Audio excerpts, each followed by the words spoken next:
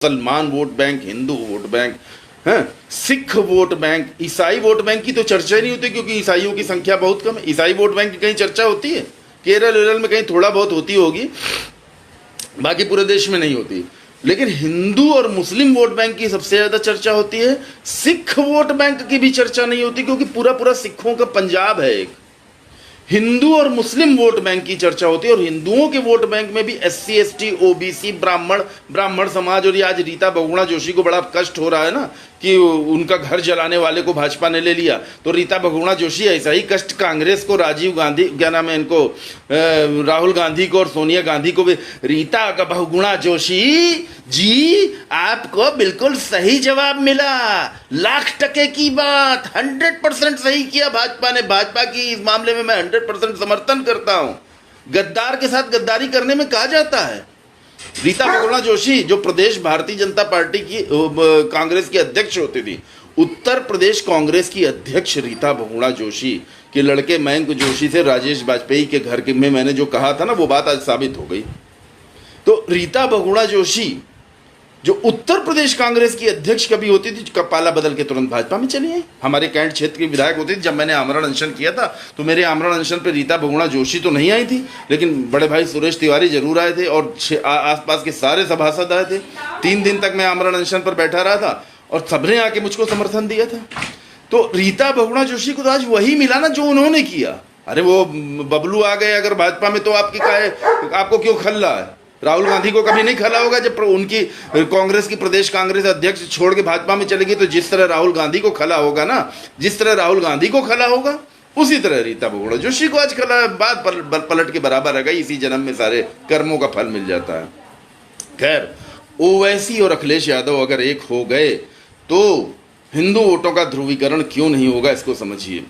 तो vote bank वाली बात मैं कर रहा था, मुस्लिम वोट बैंक है या हिंदू वोट बैंक है, ठीक है, शिया वोट बैंक है या सुन्नी वोट बैंक है, ठीक है, लेकिन ईसाई वोट बैंक नहीं है। तो ये जो वोट बैंक जो बनता है, वो वोट बैंक कौन होता है?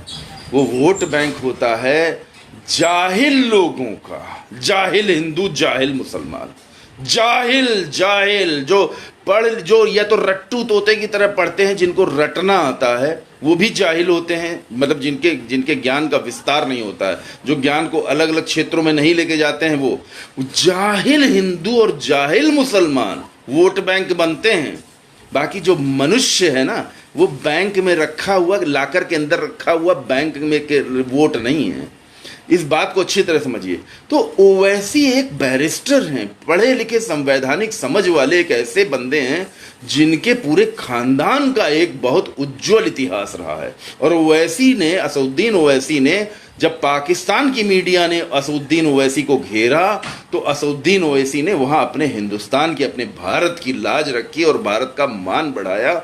ये काम असदुद्दीन ओवैसी ने किया। ये पढ़ा लिखा तबका अच्छी तरह समझता है कि अगर असदुद्दीन ओवैसी हमारे जनप्रतिनिधि के तौर पर या उनके लोक जनप्रतिनिधि के तौर पर होंगे, तो वो समाज को, पूरे समाज को, सर्व समाज को लेकर के चलेंगे और व्यवस्था में सुधार की बात करेंगे। ओवैसी अपने, बस ओवैसी से क्या दिक्कत हो जाती है, क्योंकि भाई ये राजनीति है, तो उन्होंने भी वोट बैंक बनाने के लिए अपने ही समाज की राजनीति की। लेकिन अब जिस तरीके से क्षितिज द्विवेदी के नेतृत्व में बहुत बड़ी संख्या में कानपुर में हिंदू लड़कों ने जो है एआईएमएम ज्वाइन की, और मौका परस्ती की राजनीति होती है चुनाव के समय में, तो चुनाव में जो है एक लगभग 143-150 ऐसी विधानसभा सीटें हैं, जिसमें 100 सीटें तो ऐसी है जहां पे मुस्लिम वोट निर्णायक है। इसीलिए ओवैसी साहब ने 100 सीटों का अपना ऐलान कर दिया, ठीक है। अब छांट के एक सीट पे भाजपा भी तो वही कर रहे, बूथ के कार्यकर्ता, सपा भी तो वही कर रही, बूथ के कार्यकर्ता, एक आदमी तक घर में पकड़ बनाओ, एक वोट को अभी से कैप्चर करना शुरू करो। हमारे उत्तर प्रदेश के कैबिनेट मिनिस्टर है, जो सीनियर कैबिनेट मिनिस्टर हैं, जो लखनऊ यूनिवर्सिटी के छात्र नेता भी रहे, उनको सबसे ज्यादा सक्रिय इस समय अपने विधानसभा क्षेत्रों में हर जगह पर जाते हैं, मिलते हैं, बहुत सक्रिय रहते हैं। उनके कार्य की 100% सराहना करनी चाहिए। तो अलग अलग किस्म के नेता हैं। कुछ नेता हैं, विधायक हैं, जो घर से बाहर ही नहीं निकलते, जनता उस विधायक के घर जाती है। कुछ विधायक ऐसे होते हैं जो घर से निकल के जनता के घर जाते हैं। तो ये ओवैसी और अखिलेश यादव के एक होने की वजह से हिंदू वोटों का ध्रुवीकरण नहीं होगा। मैं हिंदू हूं, ब्राह्मण हूं, लेकिन मैं असदुद्दीन ओवैसी की तारीफ करता रहा हमेशा। अगर असदुद्दीन ओवैसी और अखिलेश यादव एक हो गए और मुस्लिम बाहुल्य सीटों पर सपा और ओवैसी एकजुट होकर चले गए तो ये बहुत बड़ी चीज हो जाएगी। उसके बाद पता न जाने कितनी छोटी छोटी पार्टियां, ये तो आने वाला चुनाव है, चुनावी ऊंट किस करवट बैठेगा कोई नहीं जानता है। तो आने वाले समय में मतलब समझिए, अब ओम प्रकाश राजभर जो ओवैसी को बड़ा हल्का समझ रहे थे, तो हल्का अगर ओवैसी ने अगर राजभर को अपनी खोपड़ी पर बैठाया होता तो गाजी की जो है दरगाह पे वो जाते ही नहीं। राजभरों की जहां से जिनसे लड़ाई थी, जहां पे फिर तो ओवैसी सोचते कि यहाँ पे नहीं जाएंगे। राजभर को जो है थोड़ा